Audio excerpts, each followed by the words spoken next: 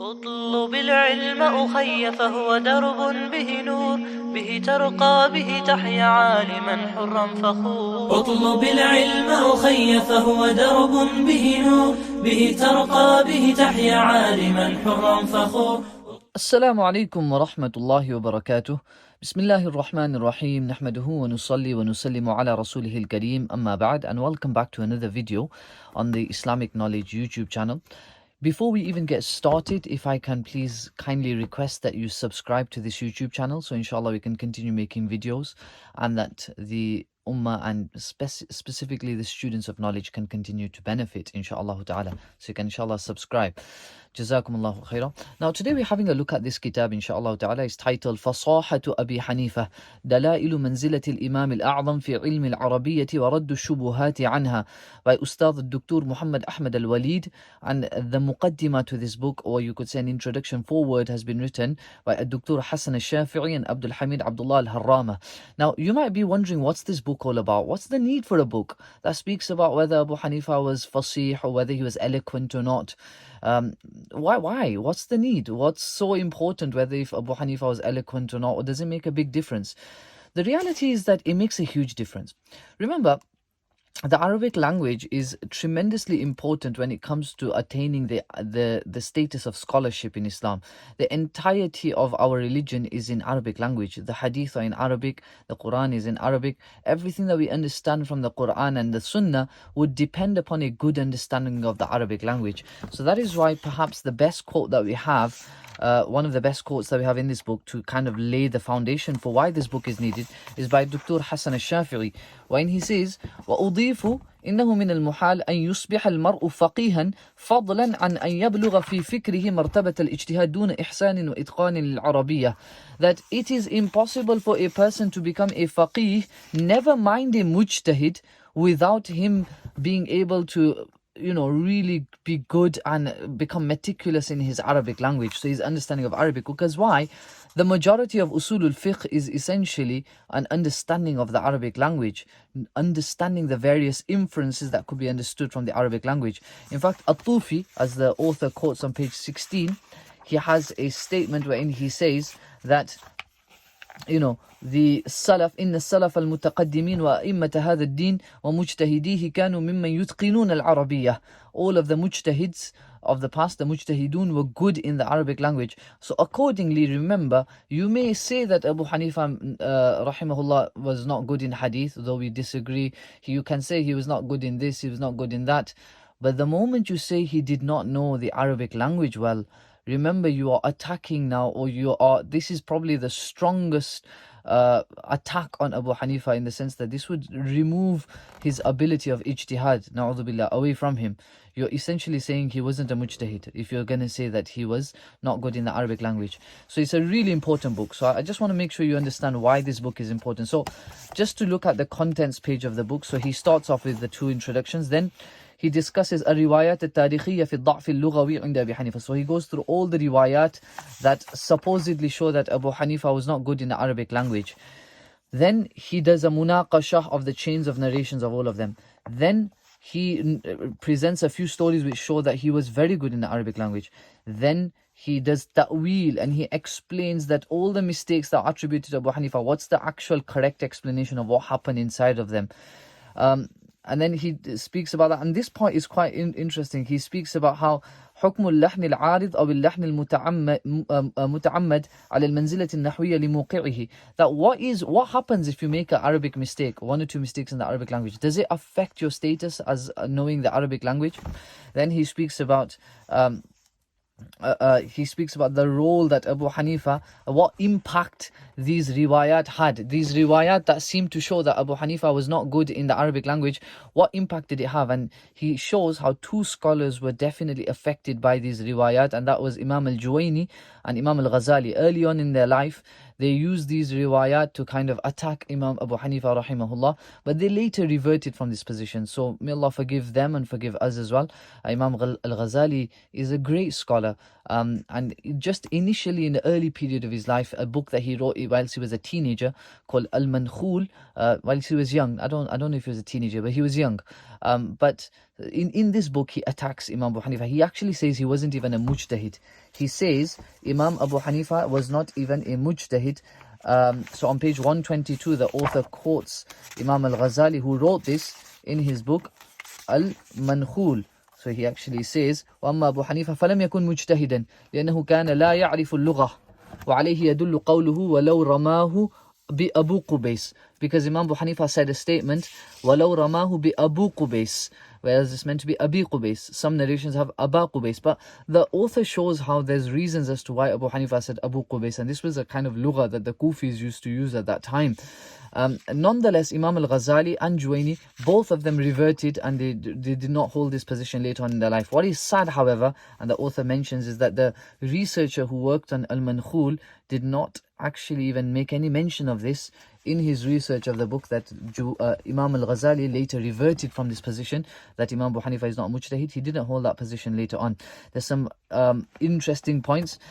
He mentions on page 24 that the reason as to why these riwayat exist attacking Imam Abu Hanifa was simply because of the partisanship against him. ما أشيع عنه من رد السنة بالرأي, the fact that he was accused of ra'i, this all affected these riwayat, and that's what caused these riwayat to become quite famous. For one of the first ones to attack Abu Hanifa or narrate a story which shows Abu Hanifa's weakness in lugha, supposedly weakness, was al-Jahidh. And then he goes into al-Jahidh and speaks about how al-Jahidh himself is quite problematic. He then concludes on page 42 that all of the riwayat that indicate towards the weakness of Abu Hanifa in lugha are completely, they're unaccepted in terms of sanad. They're all completely unaccepted. They're weak. And there's loads of things to say. And by the way, I will try to put up my notes on the Islamic Knowledge Telegram channel. They're not that detailed, to be honest with this. I'm sure you'll find much more inside this book as well. But there's a few things here. Oh, interestingly, someone always did tell me that there is a shadh qira'ah of إِنَّمَا يَخْشَى اللَّهُ مِنْ عِبَادِهِ الْعُلَمَاءَ يَخْشَى اللَّهُ min ibadihi al-ulama. So on page 108, I found it very interesting. The author actually speaks about how this is attributed, this qira'ah is attributed to Abu Hanifa. And I do like the author of this book, by the way.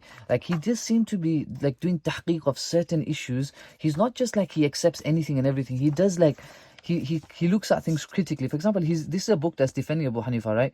But in one place, he actually disagrees with Kawthari, who obviously, you could say many people who just follow Kawthari, right? If you're writing a book in defense of Abu Hanifa, you just go with whatever Kawthari writes. But here, Kawthari claims that Tariq Baghdad was manipulated and people added stuff to it. And this author is quite clear in saying that that did not happen. That's not true. He disagrees with Kawthari.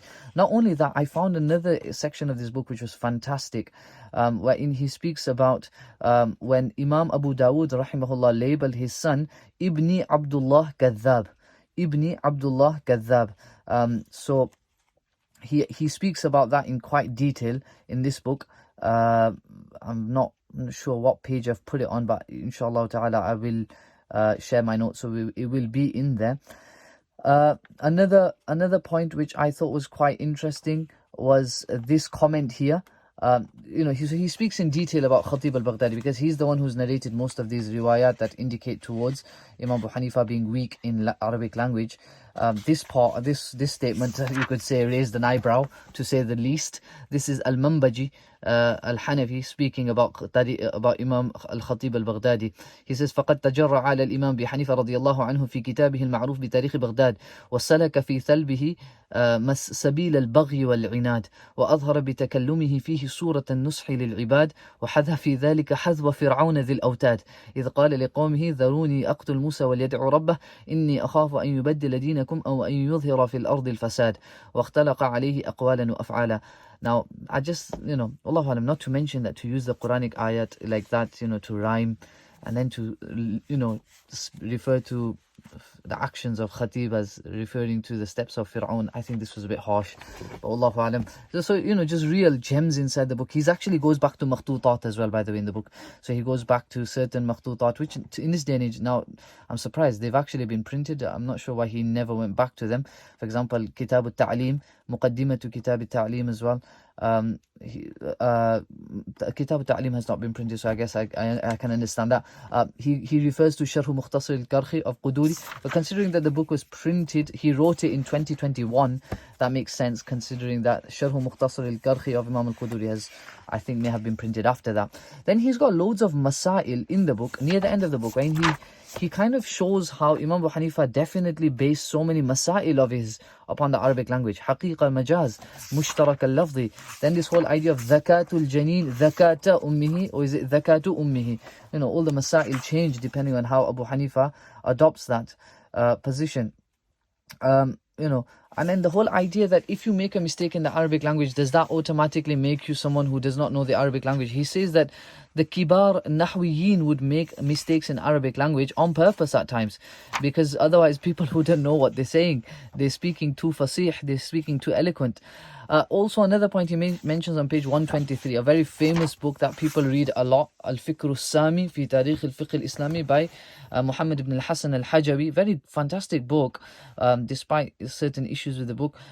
He also accepts these statements that Abu Hanifa was weak in the Arabic language, and the author says that it's quite sad to see him do that, and it's quite important to mention that he did that and that he's wrong to have done that, because the book is very famous. Al-Fikr al-Sami has become very famous.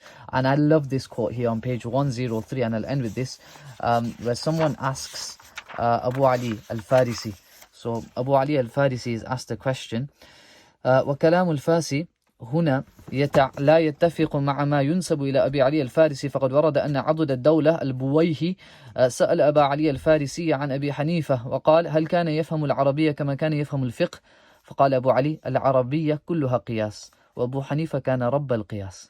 I thought that was, wow, I thought that was a nice comment. But the book is filled with gems, and there's so much more to say beyond this video. So I do hope, inshallah ta'ala, that you purchase this book. It's available in the UK as well. If you're living in the UK, it should be available wherever you are. Inshallah, you can try and get hold of it.